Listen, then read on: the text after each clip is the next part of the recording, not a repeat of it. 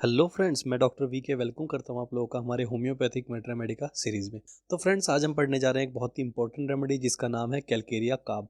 तो दोस्तों, सबसे पहले इसका एक छोटा सा ओवरव्यू कर लेते हैं, उसके बाद चलेंगे इसके की यूजेस पर और जानेंगे सबसे ज़्यादा यूज़ ये रेमेडी कहाँ पर आती है। उसके बाद चलेंगे दोस्तों इसके मेन पेज पर जहाँ पर हम इसके की सिम्टम्स को स्टडी करेंगे। उसके बाद हम इसकी रेमेडी प्रोफाइल को स्टडी करेंगे दोस्तों, जिसमें हम पेशेंट के नेचर को समझेंगे और उसके बाद हम एक एक पॉइंट को बहुत डीपली डिस्कस करेंगे और उनकी मोडालिटीज़ को भी समझेंगे दोस्तों। की यूजेस में दोस्तों हमको 2-3 पॉइंट कैलकेरिया कार्ब के पेशेंट को समझने के लिए माइंड में रखने ही रखने पड़ेंगे, जिसमें दोस्तों सबसे पहला पॉइंट है कि जो कैलकेरिया कार्ब की मेन थीम है उसको एक हमेशा डर रहता है, उसे डर रहता है दोस्तों समाज से। तो इसीलिए उसकी मेन थीम में बताया जाता है कि कैलकेरिया कार्ब को हमेशा सिक्योरिटी एंड स्टेबिलिटी चाहिए। वो क्यों चाहिए? क्योंकि उसे हमेशा डर रहता है, उसे लगता है कि मैं बहुत ही कमज़ोर हूँ और उसके जो मुख्य सिम्टम है दोस्तों वो यही है कि delusion that he is week. उसे लगता है कि मैं बहुत ज़्यादा कमज़ोर हूँ, तो उस कमज़ोरी को दूर करने के लिए उसे हमेशा अपने आसपास कोई ना कोई चाहिए। यानी कि उसे लगता है कि जब सब मेरे जो जानकार हैं मेरे आसपास रहेंगे तो मैं थोड़ा सा स्टेबल हूँ, तब मेरे अंदर सिक्योरिटी भी है मेरे पास और मेरे पास स्टेबिलिटी भी है। तो इसलिए उसे हमेशा भीड़ भाड़ वाला एरिया पसंद है, जहाँ पर ज़्यादा लोग बाग होंगे, उसके जानकार होंगे, वहाँ वो पेशेंट ज़्यादा जाना पसंद करेगा दोस्तों। और वहीं पर उसका मन भी लगता है और उसे ऐसा लगता है कि यहाँ पर मुझे कोई प्रॉब्लम नहीं है। बट अगर वो अकेला पड़ जाए तो उसकी सारी समस्याएं बढ़ जाती हैं, उसके अंदर बहुत सारे फियर्स आ जाएंगे। उसे लगेगा कि दुनिया मुझे घूर रही है और अगर मुझसे कोई भी गलती हो गई तो वो मेरी गलती को माफ़ नहीं करेंगे। तो इसलिए उसके अंदर बहुत सारे डर रहते हैं दोस्तों। उसके अंदर पॉवर्टी का भी फियर है, फियर ऑफ डेथ भी है, फियर ऑफ इलनेस भी है। उसे ऐसा लगता है कि अगर मैं बीमार हो गया तो मैं ठीक नहीं हो पाऊंगा या मैं सीधा मर जाऊंगा। और उसे लगता है कि मैं अगर अपना काम सही से नहीं कर पाया तो मैं कहीं ना कहीं गरीब हो जाऊंगा। तो हर जगह उसके मन में डर है, इसलिए उन डर को भगाने के लिए उसको हमेशा कंपनी चाहिए। ये तो हो गया उसकी थीम की बात दोस्तों। अब फिजिकल सिम्टम्स की बात करें तो ये पेशेंट बहुत ही थुलथुला देखने में होगा, मोटा ताज़ा। अगर बच्चे की बात करें तो कैलकेरिया का बच्चा बहुत ही मोटा ताज़ा और खासकर थुलथुला देखने को मिलेगा। और उसके अंदर डिले डेवलपमेंट पाई जाएगी दोस्तों। उसको लेट चलना, लेट बोलना, लेट दांत आना, ये सब उसके अंदर पाया जाएगा। यानी कि अगर कोई बच्चे का केस है तो माँ बाप ये ज़रूर बताएंगे आप लोगों को। एंड उसके साथ साथ जो इससे सबसे बड़ा सिम्टम है दोस्तों वो है उसका जो पर्सपिरेशन है वो बहुत ज़्यादा रहेगा। हल्के से एफर्ट से ही उसको पूरा भीग जाएगा वो पेशेंट। और सबसे ज़्यादा पसीना उस दोस्तों स्काल्प पर आता है, ऑसिपिटल रीजन में, नेक पर, हेड पर एंड चेस्ट के एरिया में उसको बहुत ज़्यादा पसीना आता है दोस्तों। और ये सिम्टम इसमें बहुत इंपॉर्टेंट है कि उसमें माँ बाप ऐसे बताएंगे कि जैसे ही बच्चा लेटता है उसका पूरी गर्दन और पूरी उसके सर का पिछला हिस्सा भीग जाता है। उसको लेटते ही बहुत पसीना है और खासकर सर के पीछे बहुत पसीना है। और अगर वो हल्का सा भी काम करेगा तो बहुत ज़्यादा भीग जाएगा और बहुत जल्दी एग्जॉस्ट भी ये पेशेंट हो जाता है। एंड दोस्तों उसके साथ साथ उसको जो भी चीज़ें पचती नहीं है उनको खाने का मन करता है, जैसे कि होगी चौक, मिट्टी, सलेटी और साबुन तक। ऐसे पेशेंट पसंद करते हैं कि मैं साबुन खाना पसंद करता हूँ। अगर बच्चा है तो वो बताता है कि साबुन खाना। तो यही सब चीज़ें उसके पेट में भी प्रॉब्लम क्रिएट करती है। इस पेशेंट को बहुत जल्दी ठंड पकड़ लेती है, यानी कि जरा सी ठंड में जाते ही ये पेशेंट बीमार पड़ जाएगा और बहुत जल्दी जल्दी बीमार। ये तो ओवरव्यू। अब हम चलते हैं इसके की यूजेस पर और समझते हैं ज़्यादा यूज ये रेमेडी कहाँ पर। तो की यूजेस में दोस्तों सबसे पहला पॉइंट है हमारा एंजाइटी एंड फोबियाज। तो दोस्तों जैसे कि मैंने आपको इसके अंदर बहुत सारी एंजाइटीज रहती है और एंजाइटी बहुत सारी एंटिसिपेटरी एंजाइटी भी इसके अंदर आती है। अगर डेंटिस्ट के पास अगर जाना हो, फिजिशियन के पास जाना हो, तो अगर बच्चा कुछ जाएगा नहीं और अगर चला गया तो वो मुंह नहीं खोलेगा क्योंकि उसको डर रहता है कि ये मुझे कुछ कर ना दे। तो इसलिए बहुत सारी एंजाइटी के अंदर है। और एक एंजाइटी दोस्तों उसके अंदर ये भी है कि अगर वो अकेला पड़ जाता है तो कि सारी दुनिया मेरी तरफ ही देख रही है, अगर मेरे से छोटी सी भी गलती हो गई तो मेरे को माफ़ नहीं किया जाएगा। और इसी प्रकार से बहुत सारे दोस्तों उसको जो ड्रीम्स हैं उसमें भी उसकी ऐसी एंजाइटी देखी गई है। उसको ऐसा लगता है पड़ेगा तो मैं कभी रिकवर नहीं हूँ, मैं सीधा मर जाऊँ। तो फियर ऑफ डेथ, बहुत सारे फियर्स एंड बहुत सारी एंजाइटी। ये सब आया कहाँ से दोस्तों? उसके अंदर जो सबसे बड़ा डर है वो यही है कि मैं बहुत ज़्यादा वीक हूँ, बहुत कमज़ोर हूँ। उस कमज़ोरी के कारण ही उसके अंदर ये सब anxieties and phobia. Next point में बात की गई है दोस्तों bone, joint and dental. Friends, Calcarea का इन प्रॉब्लम्स के लिए फेमस है। अगर हड्डी में कोई समस्या हो, एल्बो में और जॉइंट्स में प्रॉब्लम हो, दांतों में समस्या हो, तो सबसे ज़्यादा अगर हम उसके मेंटल सिम्टम्स मैच हो जाए और उसकी मोडालिटीज़ मैच हो जाए तो कैलकेरिया कार्ब हम दे सकते हैं, उससे बहुत जल्दी रिलीफ मिले। और उसके बाद बात की गई है दोस्तों के डाइजेस्ट डिसऑर्डर। तो फ्रेंड्स, एक तो मैंने आप जो भी चीज़ें पचती नहीं है उसको खाने का पेशेंट का मन होता है, उसके साथ साथ इसका एक बहुत ही इंपॉर्टेंट, जब भी इस पेशेंट को थोड़ा कॉन्स्टिपेशन रहेगा ना तो इसको बहुत बेटर फील होगा, यानी कि ये पेशेंट जब भी कौन है उसको अच्छा फील होता है। जब भी इसका स्टूल लूज होगा ऐसा लगता है कि मेरा पेट खराब हो गया, इसको समस्याएं और ज्यादा बढ़ जाती है। स्टूल जब रहता है यानी कि थोड़ा हार्ड स्टूल जब रहता है ठीक में, इसके साथ साथ इसको बहुत ज्यादा गैस बनती है, ब्लॉटिंग में रहती है दोस्त, अनडाइजेस्टेबल चीजें खाने का मन करता है। और इसको सबसे ज्यादा जो क्रेविंग रहती है वो स्वीट एंड एग, अंडे की क्रेविंग रहती है, बट अंडे से इसका पेट बहुत जल्दी खराब भी हो जाता है। और इसको मीट वगैरह से बहुत ज़्यादा अवर्जन रहता है, यानी कि ये मीट बिल्कुल भी पसंद नहीं करता है। डेयरी प्रोडक्ट्स भी ये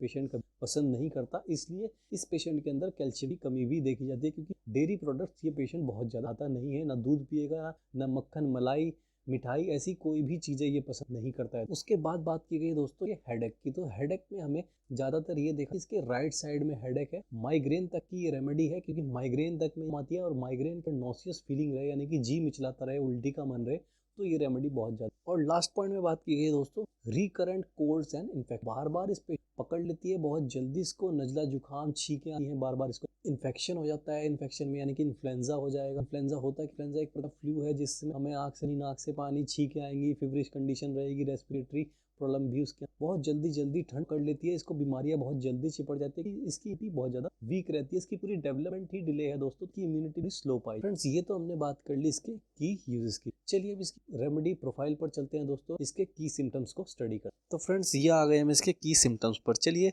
की सिम्टम्स को स्टडी करते हैं पॉइंट बाय पॉइंट और जानते हैं कि क्या इसके मुख्य सिम्टम है, यानी कि ये सिम्टम तो पेशेंट के अंदर पाए जाने। उसमें सबसे पहला पॉइंट है दोस्तों फियर एंड एंजाइटीज।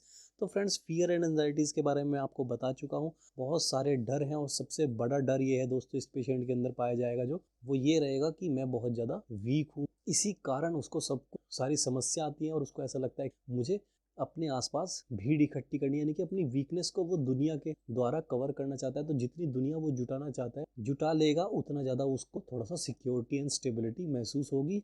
और जैसे कि मैंने इसके अंदर बहुत सारी एंजाइटीज़ रहेंगी दोस्तों, खासकर एंटीसिपेटरी एंजाइटी। उसको डेंटिस्ट के पास जाने से डर लगेगा, फिजिशियन के पास जाने से डर लगेगा, बहुत सारे डर उसके अंदर रहते हैं और बहुत सारी चिंताएं उसकी रहती हैं। नेक्स्ट पॉइंट में बात की गई है फ्रेंड्स डिलेड डेवलपमेंट। तो डेवलपमेंट इसकी हमेशा डिलेड पाई जाएगी। डिलेड डेवलपमेंट का मतलब क्या है? लेट चलना, लेट बोलना, लेट दांत निकलना, और उसके साथ साथ ये पेशेंट चीज़ों को इतनी जल्दी समझ नहीं पाता, यानी कि इसकी कंसंट्रेशन भी पुअर रहेगी एंड पढ़ने में भी ये पेशेंट बिलो एवरेज रहेगा, यानी कि थोड़ा सा वीक रहता है, इसका माइंड इतना ज़्यादा एक्टिव नहीं पाया जाता। नेक्स्ट पॉइंट में बात की गई है सोर स्मेलिंग डिस्चार्जेस। तो फ्रेंड्स, इसके डिस्चार्जेस हमेशा खट्टी स्मेल वाले होंगे और बहुत ज़्यादा ऑफेंसिव होंगे, और इसके साथ साथ इसको बहुत ज़्यादा पसीना रहेगा दोस्तों, पर्सपिरेशन इसको बहुत ज़्यादा रहेगा, जरा से एक्सर्शन से ही इसको पसीना आ जाता है, पसीना बदबूदार रहेगा। और जैसे कि मैंने आपको स्टार्टिंग में बताया था, इसके नेक पे, इसके हेड पे, इसके स्काल्प पे, इसकी चेस्ट पे, तो इन एरिया में बहुत ज़्यादा पसीना देखा जाएगा। उससे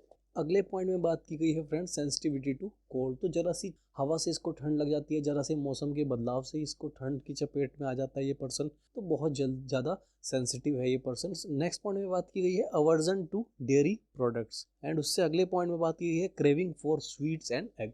तो डेयरी प्रोडक्ट ये खाना पसंद नहीं करता है, दूध, मलाई, मक्खन, घी, ये सब, इन सब को सुन के भी इसको नफरत आती है, ये चीज़ें बिल्कुल छूना नहीं पसंद करता। इसको खाने में मीठा ज़्यादा पसंद है, अंडे ज़्यादा पसंद है, बट इन दोनों से इसके पेट में समस्या। तो फ्रेंड्स, ये हो गए की सिम्टम। ये सिम्टम ज़्यादातर पेशेंट में पाए जाने चाहिए, वरना अगर ऐसे पेशेंट नहीं मिल पा रहे तो आप किसी गलत डायरेक्शन में आप कैलकेरिया कार्ब नहीं देख। चलिए अब चलते हैं इसकी रेमेडी प्रोफाइल और समझते हैं इस प्रकार का नेचर मिलने वाला है इस पे। तो फ्रेंड्स, रेमेडी प्रोफाइल को लाइन बाय लाइन समझते हैं ताकि आप लोगों को आसानी रहे। Calcarea carb is best suited to shy, placid, sensitive, contemplative people who may have an agitated, excitable sight, notably in the face of cruelty। तो जहाँ भी क्रूरता देखी गई है वहाँ पे ये पेशेंट बहुत ज़्यादा परेशान हो जाएगा, उस चीज़ से उसको बहुत ज़्यादा चिढ़ चढ़ती है और बहुत ज़्यादा एक्साइटेबल स्टेट उसके अंदर आ जाती है। यानी कि क्रूरता का मतलब दोस्तों, जहाँ पर दुर्व्यवहार हो रहा हो, जहाँ पर अच्छे से व्यवहार नहीं होता है, जहाँ पर उसको ऐसा महसूस होता है कि मेरी बेइज्जती हो रही है या मेरी इज्जत उतनी नहीं हो रही है या मैं यहाँ पर अकेला पड़ गया हूँ, तो वहाँ पर ये पेशेंट बहुत ज़्यादा परेशान हो जाएगा, बहुत ज़्यादा चिड़चिड़ा हो जाएगा और इन चीज़ों से ये बहुत ज़्यादा सेंसिटिव भी होता है दोस्तों। ज़रा सी बात इस पेशेंट को चुभती है, क्योंकि ये पेशेंट बहुत ज़्यादा शाई होता है फ्रेंड्स, बहुत शर्मीला ये पेशेंट रहेगा, अकेला अकेले में रहना पसंद करता है ज़्यादा। इसको जहाँ पर सब होंगे वहाँ अच्छा लगता है, पर सब कौन होंगे, यानी कि जो मेरे जानकार हैं, जहाँ उसके जानकार हैं, यानी कि उसके माँ बाप या उसके रिलेटिव जो उसके साथ आएंगे पेशेंट के, वो बताएंगे या फिर पेशेंट खुद बताएगा कि जहाँ पर मेरे रिलेटिव हैं तो वहाँ पर तो मैं बहुत अच्छा, बहुत स्टेबल फील करता हूँ, बहुत सिक्योरिटी मेरे अंदर रहती है कि हाँ मैं यहाँ पर खुश हूँ, अच्छा हूँ और मैं सिक्योर भी हूँ। बट जहाँ पर मैं अकेला पड़ जाता हूँ वहाँ पर इसकी सारी समस्याएं बढ़ जाती हैं, इसको बेचैनी हो जाएगी, बहुत ज़्यादा चिड़चिड़ा हो जाएगा और उसको ज़रा सी बात भी चुभेगी, यानी कि किसी अनदर पर्सन ने, किसी थर्ड पर्सन ने इसको छोटी सी बात भी कह दी तो उसके दिल पे बहुत ज़्यादा लगती है वो बात। आगे बात की गई है कॉशियस एंड फियरफुल वरीज।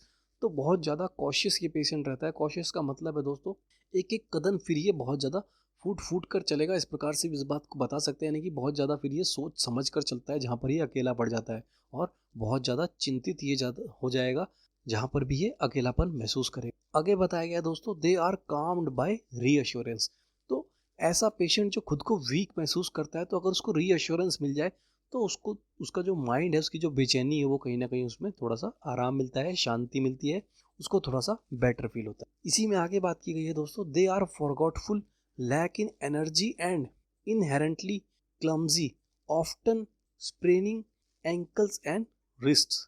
तो फ्रेंड्स बहुत ज़्यादा, जैसे कि मैंने इसकी स्टडी के बारे में बताया था कि इतना ज़्यादा एक्टिव इसका ब्रेन नहीं रहता है, पढ़ने में थोड़ा सा कमज़ोर रहेगा, तो थोड़ा सा भुलक्कड़ भी ये देखने को मिलता है, और इसके अंदर एनर्जी बहुत ज़्यादा कम होगी, यानी कि ज़रा से काम करने से ये बिल्कुल एग्जॉस्ट हो जाएगा और इसको बहुत ज़्यादा पसीना भी आता है, और थोड़ा सा थुलथुला ये देखने को मिलेगा। और इसमें ऐसा बताया गया दोस्तों कि इसके एंकल्स और रिस्ट में बहुत जल्दी मोच आ जाती है, यानी कि जल्दी से स्प्रेन हो जाते हैं इसके एंकल और इसके रिस्ट, तो इतनी ज़्यादा इसकी मसल्स जो है मजबूत नहीं है। और इसी में आगे बताया गया है दोस्तों work and security are important. तो इसके लिए इसका काम और इसको सिक्योरिटी पाना सबसे ज़्यादा इम्पोर्टेंट है, यानी कि इसकी लाइफ का जो एम होगा वो भी यही मिलेगा दोस्तों कि मुझे बस किसी भी तरीके से एक सिक्योर अपना फ्यूचर करना है, और अपने अगर कोई बुजुर्ग आदमी है तो उसका मकसद यही बचेगा कि मुझे अपने बच्चों का फ्यूचर सिक्योर करना है, तो पूरी लाइफ ये सिक्योरिटी की तरफ भागता रहेगा। आगे बात की गई है फ्रेंड्स एज चिल्ड्रंस। अब बात की है बच्चों की। These individual develop slow teething and walking later than the average age. तो लेट चलना, लेट बोलना, लेट चीज़ों को समझना, और उनकी पूरी डेवलपमेंट ही पूरी लेट देखी जाती है दोस्तों ऐसे पेशेंट की, और खासकर बच्चों की। बोथ अडल्ट एंड चिल्ड्रन में sweat heavily most on the scalp, they have a sluggish circulation. तो फ्रेंड सर्कुलेशन डिसऑर्डर में भी ये रेमेडी काम आती है, और जैसे कि मैंने बताया था इस पेशेंट को बहुत ज़्यादा पसीना रहेगा, और स्काल्प पे, हेड पे, नेक पे, चेस्ट पे, तो बहुत ज़्यादा पसीना इन पूरे एरियाज में देखने को मिलता है। आगे बात की गई है there may be an aversion to meat, dry fruit, dairy foods and coffee, and craving for sweet and egg और undigestible things such as chalk और सोप। तो डेयरी प्रोडक्ट से उसको नफरत है, बट उसको स्वीट्स और अंडा पसंद है, और उसके साथ साथ उसको अनडाइजेस्टेबल थिंग्स, अनडाइजेस्टेबल थिंग का मतलब क्या है दोस्तों, चौक, मिट्टी, स्लेटी। बच्चे सीमेंट खुरच खुरच के खाएंगे, साबुन खा लेते हैं, चौक खाना पसंद करेंगे, मिट्टी खाएंगे, तो इस प्रकार की चीज़ें ये पेशेंट खाना पसंद करते हैं जो पचती नहीं है। आगे बताया गया है they are prone to be constipated and sour smelling sweat. तो इनका पसीना थोड़ा सा खट्टी स्मेल पैदा करेगा, और कॉन्स्टिपेशन इन्हें देखने को मिल सकता है इनके अंदर। And may be sensitive to cold, और कोल्ड से हमेशा ही सेंसिटिव होते हैं, वो बात हम कर चुके हैं दोस्तों।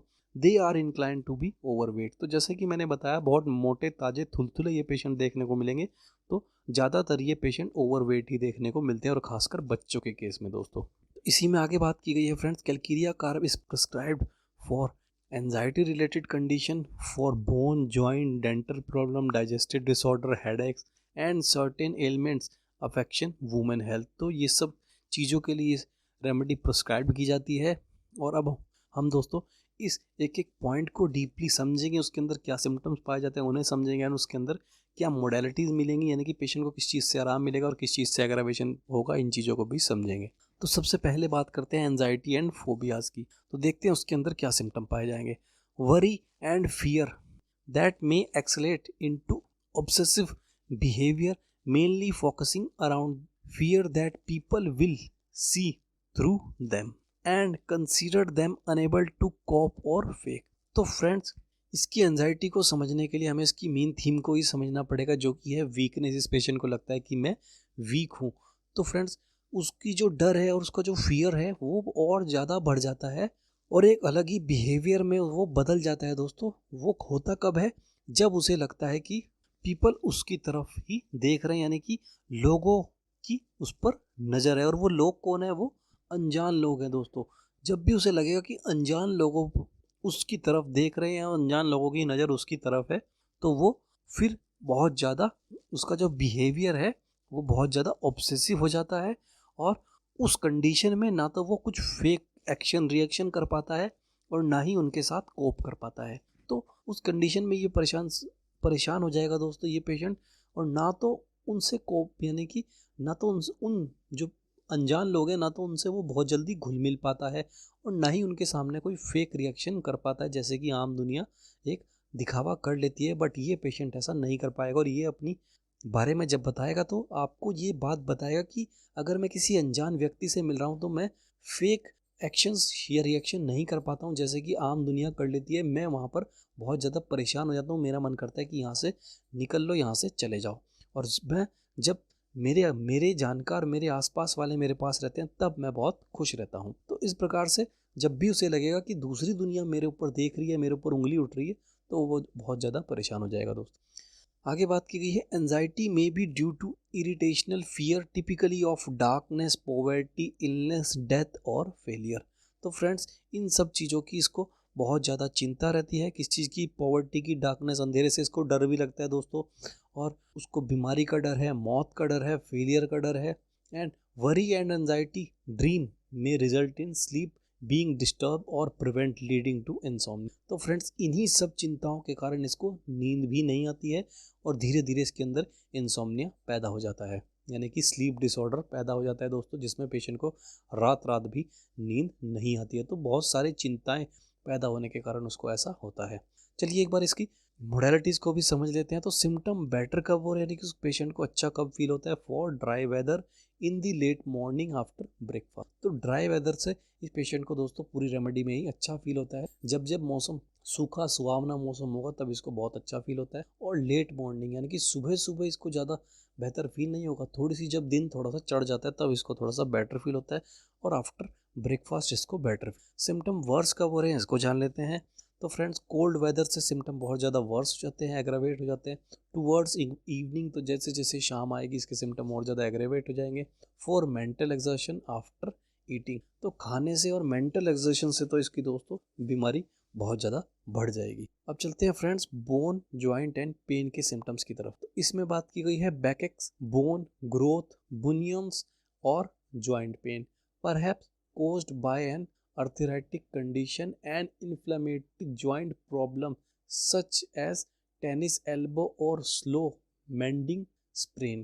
तो फ्रेंड्स, हड्डियों की सारी समस्याएं, कमर में दर्द और बुनियन क्या होता है फ्रेंड्स, ये हमारे जो टो जॉइंट है वहाँ पर एक गुब्बारे की तरह, यानी कि एक बम्प बन जाता है उस एरिया में, और वो हार्ड बम्प होता है, यानी कि हड्डी के ऊपर एक ग्रोथ पैदा हो जाती है। तो उसके लिए भी रेमेडी बहुत ज़्यादा काम आती है और उसमें कैल्केरिया फ्लोर भी काम आती है। अगर वो जो ग्रोथ है, वो बम्पी ग्रोथ जो है, अगर वो बहुत ज़्यादा हार्ड हो तो कैल्केरिया फ्लोर की तरफ भी हम जा सकते हैं। और उसके साथ साथ इसको अर्थराइटिक कंडीशन भी पैदा होती है, यानी कि इसके जॉइंट्स में इन्फ्लामेशन आ जाता है, सूजन आ जाती है और बहुत ज़्यादा दुखन रहती है।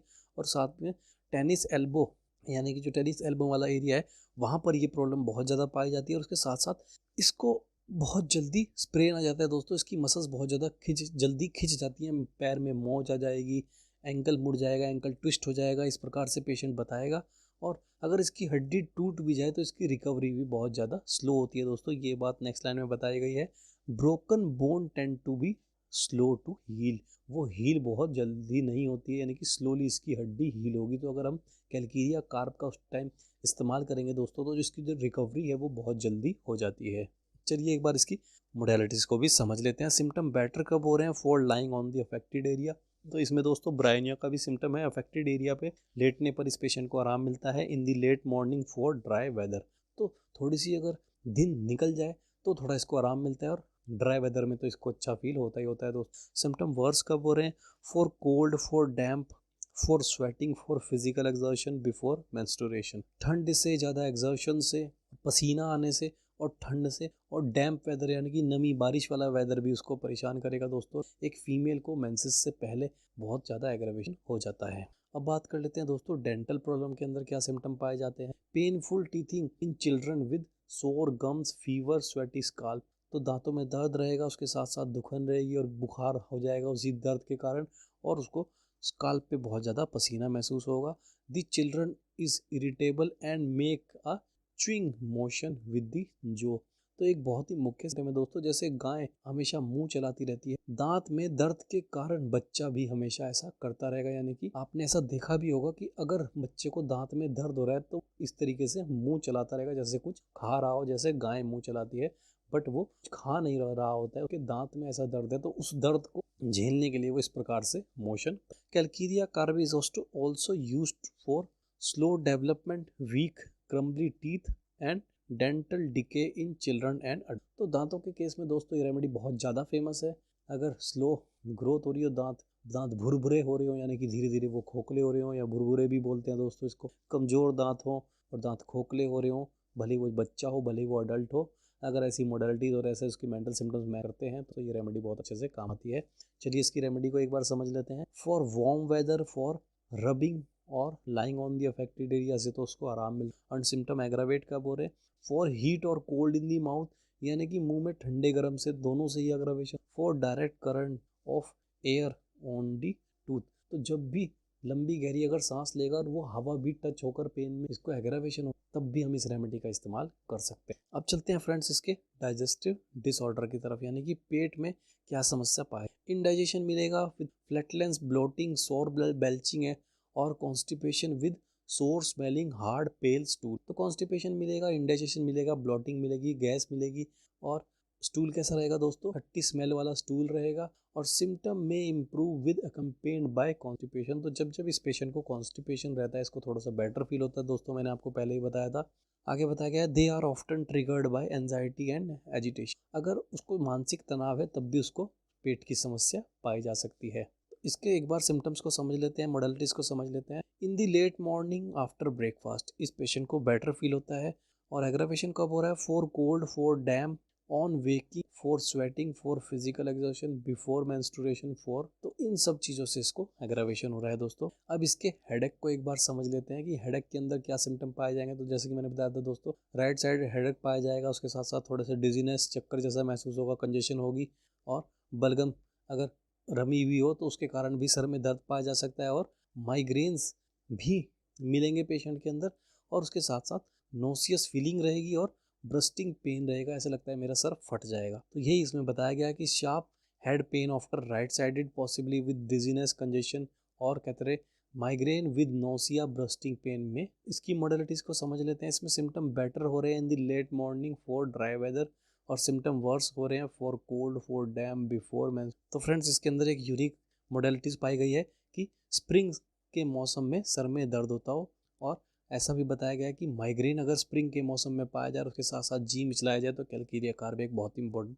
एंड फाइनली बात करते हैं कि वुमेन हेल्थ में ये रेमेडी कैसे काम आता है। तो फ्रेंड्स वुमेन हेल्थ के अंदर मेंसेस अर्ली मिलेंगे, बहुत ज़्यादा प्रोफ्यूज मिलेंगे, और मेंसेस होने से पहले एक फीमेल को ब्रेस्ट में बहुत ज़्यादा पेन महसूस होगा। इसको भी एक बार इनके सिम्टम्स पढ़ लेते हैं। Burning vagina, itching with thick yellow white discharge. Vagina के अंदर बहुत ज़्यादा बर्निंग मिलेगी, और उसके साथ साथ डिस्चार्ज कैसा होगा, एक फीमेल को थिक येलो और वाइट डिस्चार्ज हो सकता है ड्यू टू थ्रश।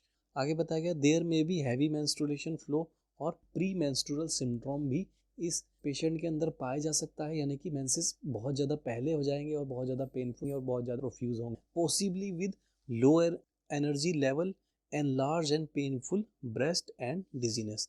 तो मेंसेस से पहले भी ये सिम्टम पाए जाते हैं दोस्त। ब्रेस्ट में एनलार्जमेंट यानी कि पेन रहेगा ब्रेस्ट, और ब्रेस्ट में एक फीमेल बताएगी कि ब्रेस्ट मेरी भारी हो जाती है, उसमें सूजन आती है, ऐसा मैं महसूस। और उसके साथ साथ डिजीनेस, एक घुमाव या चकराव जैसा सर में पाया जाएगा एक वुमेन को। और मेनोपॉजल सिम्टम में include breast pain and heavy bleeding.